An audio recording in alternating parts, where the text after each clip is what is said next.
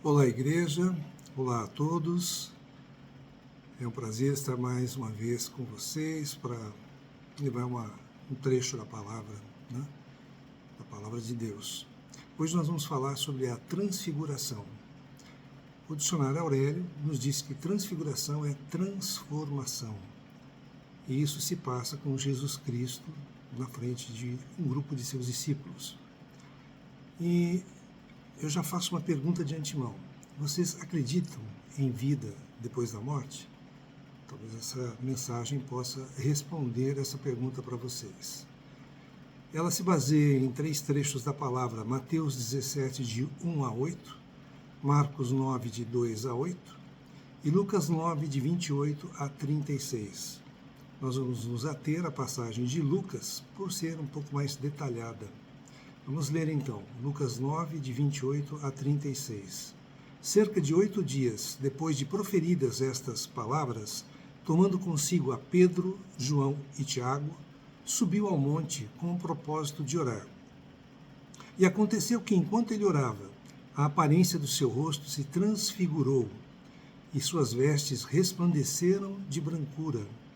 Eis que 2 varões falavam com ele, Moisés e Elias, os quais apareceram em glória e falavam da sua partida, que ele estava para cumprir em Jerusalém. Pedro e seus companheiros achavam-se premidos de sono, mas conservando-se acordados, viram a sua glória e os 2 varões que com ele estavam. Ao se retirarem estes de Jesus, disse-lhe Pedro: Mestre, bom é estarmos aqui. Então façamos 3 tendas. Uma será tua, outra de Moisés e outra de Elias, não sabendo, porém, o que dizia. Enquanto assim falava, veio uma nuvem e os envolveu, e encheram-se de medo ao entrarem na nuvem. E dela veio uma voz dizendo: Este é o meu filho, o meu eleito, a ele ouvi. O Pai mostrando para os discípulos quem era Jesus Cristo, seu filho. Depois daquela voz, achou-se Jesus sozinho. Eles calaram-se e naqueles dias a ninguém contaram coisa alguma do que tinham visto. Então vemos nessa passagem da Bíblia uma manifestação misteriosa, gloriosa. Nesse dia, Jesus se revela aos seus discípulos mais íntimos. Eles não tinham a exata dimensão de quem Jesus era. Conheciam-no como uma pessoa qualquer, de carne e osso. 8 dias em Lucas, em Mateus e Marcos, 6 dias, não importa quantos dias depois de algumas palavras terem sido proferidas. Quais palavras? As que antecedem este acontecimento. O que antecedeu? Lucas 9, 18 a 22 nos fala: Jesus, orando à parte, pergunta aos discípulos quem ele era. Responderam eles: João Batista, outros, Elias, outros, um dos antigos profetas ressuscitado. Ou seja, não sabiam realmente quem era Jesus. E ele insiste, Jesus: Mas vós, quem eu sou? Pedro, inspirado pelo Espírito Santo, diz: És o Cristo de Deus. Em Mateus 16, a resposta é: Tu és o Cristo, o Filho do Deus vivo. Jesus pede para que não contassem a ninguém. Explica para os discípulos que era necessário que o Filho do Homem fosse a Jerusalém, sofresse muitas coisas, fosse rejeitado pelos anciãos, pelos principais sacerdotes e pelos escribas, que fosse morto e ressuscitasse ao 3º dia. Jesus estava predizendo a sua própria morte e ressurreição. Isso não foi a primeira vez que ele fez, de falar isso, explicar isso para os discípulos. Agora, o ministério de Jesus tem uma nova etapa, ocorre uma virada no seu ministério, um novo foco, que é a conclusão de sua obra, com a sua morte redentora e a sua ressurreição. Chegou a hora de ir para Jerusalém. Não parecia que os discípulos tivessem entendido a magnitude da situação, mas Jesus tem plena ciência do que ocorria e do que iria ocorrer com ele. Quando Pedro, logo após ter a revelação de que Cristo era o Filho do Deus vivo, inspirado pelo Espírito Santo, em Mateus 16, ele tenta impedir em Mateus 16, 22, que Jesus fosse a Jerusalém para sofrer. O Senhor, no versículo 23, entendendo isto como uma tentação de Satanás, o repreende com: arreda, Satanás, tu és para mim pedra de tropeço, porque não cogitas das coisas de Deus e sim das dos homens. Então, logo após Pedro ter sido inspirado pelo Espírito Santo, foi utilizado por Satanás, que não queria que Jesus fosse para Jerusalém e decretasse o fim de Satanás na cruz. Então, acredito que Pedro, no meu modo de ver, Pedro é o discípulo que mais me representa, talvez a todos nós, não sei. Ele é impulsivo, ele tem personalidade forte. Uma hora agrada a Deus, noutra hora é massa de manobra do inimigo. Talvez isso ocorra muitas vezes conosco. Sempre que Jesus precisava tomar uma decisão, subia a um monte para orar. No caso aqui, provavelmente o Monte Hermon. E levava os discípulos. Jesus sempre levava seus discípulos para orar. Mas estes não conseguiam ficar acordados o tempo todo em oração e dormiam. O mesmo aconteceu em Getsemane, antes de ser preso. Como é difícil para os homens vigiar e orar. Jesus sempre orava, exemplos, na tentação no deserto, no seu batismo, na escolha dos 12 discípulos e agora antes de ir para Jerusalém. Na maioria das vezes, com os discípulos. Jesus leva o círculo mais íntimo de seus discípulos, Pedro, João e Tiago, ao monte. Enquanto Jesus orava, ele se transfigura, se transforma, se torna em glória, um corpo de glória. Seu rosto resplandecia e suas vestes tornaram-se brancas como nunca se viu. Moisés e Elias apareceram e falavam com Jesus. Apareceram também em glória, com um corpo de glória, e conversavam sobre a morte e ressurreição de Jesus, que estava para acontecer em Jerusalém. Possivelmente estavam apoiando o Senhor na sua jornada final. Pedro e os demais discípulos estavam com muito sono, mas ainda acordados presenciaram a cena de glória de Jesus, Moisés e Elias. Eis aqui então uma prova de que há vida depois da morte. Moisés havia morrido há mais de 1480 anos. Seu corpo não foi achado, vai ser utilizado ainda por Deus. Elias não passou pela morte, Deus o tomou há mais de 900 anos. Mas foram vistos em glória conversando com Jesus. Foram vistos conversando na frente dos discípulos. Não é preciso se preocupar, não. Todos nós, os que cremos, os que recebemos o Senhor, os salvos, nós teremos um corpo de glória. Para quê um corpo de glória? Inicialmente, para encontrarmos com Jesus Cristo nos ares, no tribunal de Cristo, onde seremos julgados pelos nossos atos em vida. Isso está em 2 Coríntios 5:10. Então, a primeira função do nosso corpo de glória, todos os salvos terão, é irmos aos ares em encontro com Jesus Cristo para sermos julgados no tribunal de Cristo pelos nossos atos em vida. Como se dará isto? 1 Coríntios 15, 50 a 54 explica. Isto afirmo, irmãos, que a carne e o sangue não podem herdar o reino de Deus, nem a corrupção herdar a incorrupção. Eis que vos digo um mistério. Nem todos dormiremos, nem todos morreremos, mas transformados seremos todos. Num momento, num abrir e fechar de olhos, ao ressoar da última trombeta, a 7ª trombeta. A trombeta soará, os mortos em Cristo, ressuscitarão incorruptíveis, eles ressuscitarão primeiro, e nós seremos transformados. Porque é necessário que este corpo corruptível se revista da incorruptibilidade, e que o corpo mortal se revista da imortalidade. E quando este corpo corruptível, que é o nosso hoje, se revestir de incorruptibilidade, e o que é mortal se revestir de imortalidade, então se cumprirá a palavra que está escrita: tragada foi a morte pela vitória, vitória do Senhor. Lucas 16:16 diz: a lei e os profetas vigoraram até João Batista.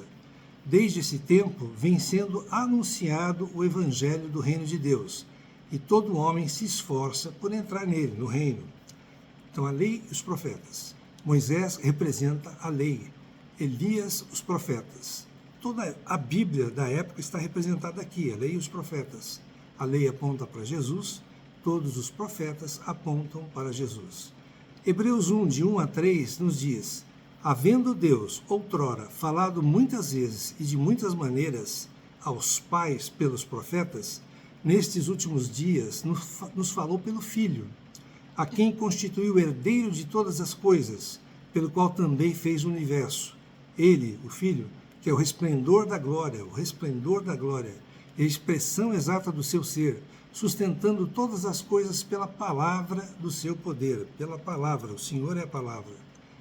Então Moisés representa a lei no Antigo Testamento e Elias os profetas. O que eles faziam ali? Testemunhavam que Jesus é o Messias, o Filho de Deus. Quando esses estavam se retirando de Jesus, Pedrão, sem saber direito o que dizia, sem pensar, uma característica de Pedro, muito importante. Não estou menosprezando o discípulo Pedro, mas era o jeito dele, impulsivo. O que ele fala para Jesus? Mestre, bom é estarmos aqui, estou contente, quero que isso se estenda por mais tempo. Vamos fazer 3 tendas, uma será tua, outra para Moisés, outra para Elias, vamos ficar por aqui mesmo. Pedro dá igual tratamento para Jesus, para Moisés e para Elias. Isto confirma a preocupação de Jesus de que os discípulos não sabiam realmente quem era Jesus. Só que Jesus não pode ser comparado a Moisés e Elias. Moisés e Elias são homens, homens são sempre e serão sempre homens. Jesus é muito maior, Jesus é o Filho de Deus. Então uma nuvem os envolveu, algo extraordinário acontece, os discípulos enchem-se de medo. Da nuvem vem uma voz que dizia: este é o meu filho, o meu eleito, a ele ouvi. Não é para ouvir Moisés, não é para ouvir Elias, é para ouvir Jesus Cristo, Filho de Deus. Então Deus mesmo se dirige aos próprios discípulos e fala com os discípulos. Jesus é identificado, Jesus é revelado para os discípulos como Filho de Deus, para que os discípulos tivessem uma maior compreensão de quem era Jesus, para que pudessem vê-lo na sua glória, e não apenas como um homem mortal. Após o Pai ter falado, Moisés e Elias se retiram e Jesus se acha sozinho. Todos ficaram calados e não contaram a ninguém o que tinham presenciado por aqueles dias, pelo menos até a ressurreição de Cristo. Depois isso foi passado adiante. Os discípulos nunca esqueceram esta experiência e deram testemunho. Por exemplo, João 1,14 diz lá: e o Verbo se fez carne e habitou entre nós, cheio de graça e de verdade, e vimos a sua glória, glória como do unigênito do Pai. 2 Pedro 1,16, 18, testemunho de Pedro: porque não vos demos a conhecer o poder e a vinda de nosso Senhor Jesus Cristo, seguindo fábulas engenhosamente inventadas, não era invenção, mas nós mesmos fomos testemunhas oculares da sua majestade. Nós mesmos fomos testemunhas oculares da sua majestade, pois ele recebeu da parte de Deus Pai honra e glória, quando pela glória excelsa quer dizer superior, magnífica, lhe foi enviada a seguinte voz: este é o meu Filho amado, em quem me comprazo. Ora, esta voz vinda do céu, nós a ouvimos quando estávamos com ele no Monte Santo. Nós, os discípulos João, Pedro e Tiago, nós a ouvimos quando estávamos com ele no Monte Santo. Então, nessa passagem da Bíblia, se encontra a esperança de que a morte não dá a última palavra, que a morte não é o fim das coisas. Trata-se de um antegozo da ressurreição de Jesus Cristo. Foi uma prova, uma avant-première da ressurreição de Jesus Cristo para os discípulos. Em Jesus Cristo, a morte encontrou o seu fim. Agora, eu faço uma pergunta para todos nós. O que é tão importante na sua vida, na minha vida, que merece uma tenda ao lado de Jesus? Que seja tão importante, que rivalize com a presença de Jesus. Nós precisamos apenas de Jesus Cristo. Precisamos ver apenas Jesus. Não há salvação além de Jesus. Precisamos ouvir a voz de Deus, como os discípulos ouviram a voz do Pai. Isto é o trabalho do Espírito Santo em nós. Precisamos ser transformados dia a dia pelo Espírito Santo. Que as suas habilidades, porque todos nós temos habilidades, todos nós temos dons, todos nós temos experiências nas nossas vidas, que não sejam essas experiências, essas habilidades tão autossuficientes que a nossa vida não seja guiada apenas por nós, mas que possamos depender totalmente de Jesus Cristo. E não sejamos tão egoístas a ponto de acharmos que podemos tocar nossa vida sozinho, né? Sem depender do Senhor, sem depender de Deus. Espero que tenham gostado. Aqui embaixo está escrito inscrever-se. Se você ainda não se inscreveu no canal, se inscreva. Você vai ter acesso aos vídeos que já existem, vai saber dos que virão. Pode dar um like se você gostou. Isso permite que essas mensagens sejam mais difundidas pelo YouTube. Essas mensagens também são veiculadas pelo Instagram e pelo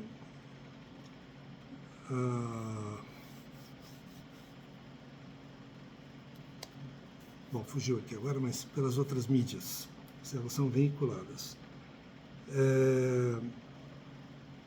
Lembrando, né, que a Igreja Cristã em Londrina está estudando os 4 Evangelhos. Essa mensagem foi dispensada na Igreja Cristã em Londrina como parte do estudo dos 4 Evangelhos, os Evangelhos em harmonia. A Igreja Cristã em Londrina tem um canal no YouTube, tem um canal no Facebook eu queria dizer, não lembrei, Facebook. Também a nossa mensagem também é difundida pelo Facebook. E que o Senhor possa nos abençoar, que o Senhor possa nos perdoar pelas nossas faltas, que o Senhor possa nos fazer crescer como pessoas, como filhos de Deus, que o Espírito Santo possa nos transformar dia a dia em melhores pessoas, em melhores filhos de Deus. Amém.